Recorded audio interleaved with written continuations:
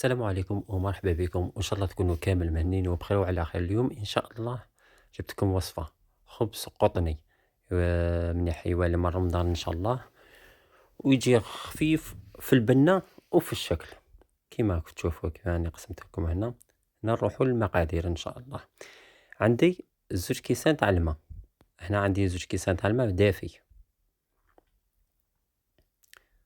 2 كيسان تاع الماء دافي درت لهم مغرف كبيرة تاع خميرة الخبز. مغرف كبيرة، زدت مغرف تاع السكر،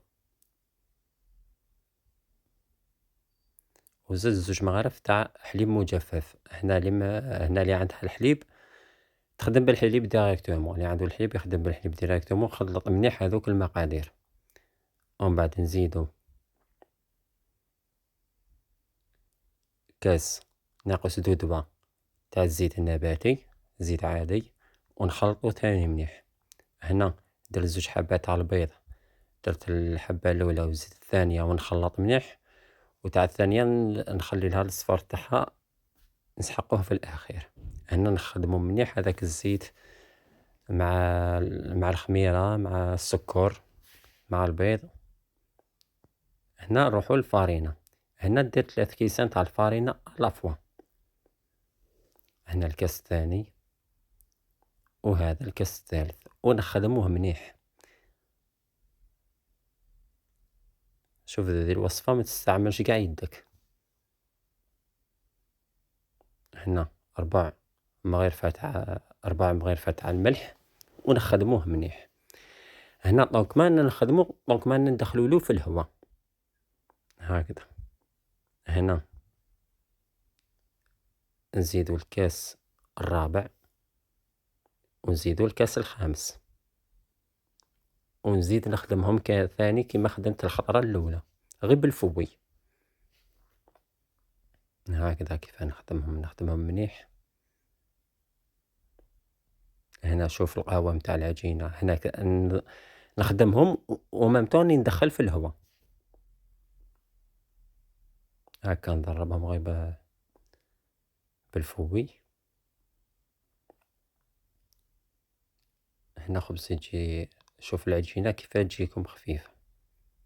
هنا نزيد الربع تاع الكاس اللي بقى، وخليت خليت منه مغرف. هي اللي المغرف اللي خليتها بخاسك مغرف تاع قهوة، تقدروا تكملوها نورمال. شوف العجينة كيف تجي خفيفة. هنا العجينة تكون تتلاصق. هنا نديرها الفيلم اليمونتير ونخليها تخمر هكذا. خلوها قيمة 1 ساعة ولا. هنا خليتها 1 ساعة. شوف كيف خمرت. نحيلها الفيلم اليمونتير ونديغازيها.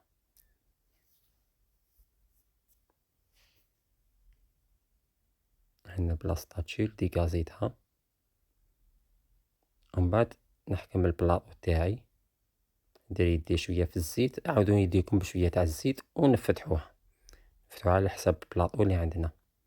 إلا بغيتو ونخليها تخمر المرة الثانية. هنا إلا بغيتو البلاطو الخبزة تاعكم تجي صغيرة ديرو بلاطو كبير ما تجيش عالية، وإلا بغيتوها تجي عالية ديرو بلاطو تاعكم شوية صغير. هنا بعد ما خمرت المرة الثانية بيدي فيها شوية تاع الزيت اللي نعاون بيها، ونديرلها ثقب هكذا يجي كيما الخبز التركي. من بعد هذوك الفراغات نعمرهم بالفرماج.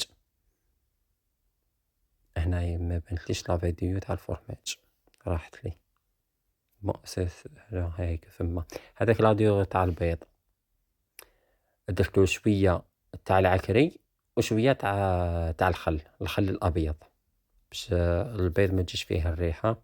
هنا درت شوية الأعشاب العطرية، ومن قبل كنت مسخن الفور على 220 درجة. هنا الفور لازم يكون سخون مليح. أي المعجنات اللي نديروهم لازم الفور يكون سخون مليح. هنا بعد ما درت لها ليزابيث بروفونس نزيد لها شوية تاع السانوج وندخلوها الفور إن شاء الله. شوف الشكل تاعها كيف يجي. هنا بعد ما دخلتها الفور على 220 درجة، بعد ما طابت شوف الشكل تاعها كيفاه تجي خفيف قطنية، يبقى حتى المندى غدوة صباح ويبقى طري.